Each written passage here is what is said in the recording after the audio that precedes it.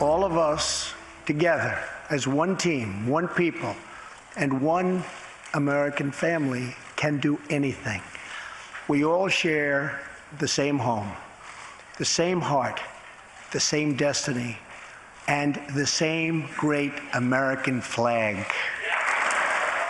We begin with the Trump presidency this morning and the president's calls for unity during his State of the Union address. Though the president called for unity, critics feel the address was anything but.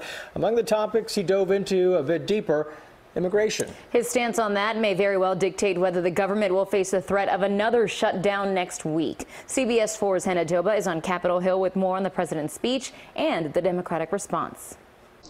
Good morning. Among the topics he dove a little deeper into immigration. His stance on that may very well dictate whether the government will face the threat of another shutdown as early as next week. That the state of our union is strong because our people are strong. President Trump, in his first State of the Union address, touted all of the areas he sees as successes since Inauguration Day. Job creation, stock market gains, tax cuts.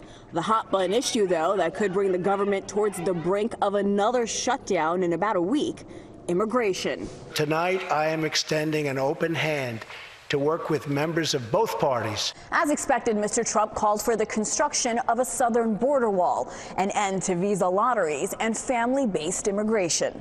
In exchange, he offered a path to citizenship for 1.8 million illegal immigrants brought here as children. Under our plan, those who meet education and work requirements and show good moral character will be able to become full citizens of the United States.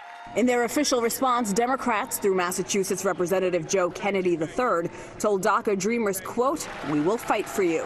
He then went after the divisiveness of the Trump administration's first year. Bullies may land a punch.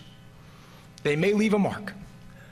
But they have never, not once in the history of our United States, managed to match the strength and spirit of a people united in defense of their future. On an issue both sides applauded, President Trump called for a $1.5 trillion infrastructure spending plan, though he did not talk much of where that money would come from. The president also announced just before delivering his address, he signed an executive order from the Obama administration reversing a policy to keep Guantanamo Bay open. In Washington, Hannah Doba, CBS 4 this morning.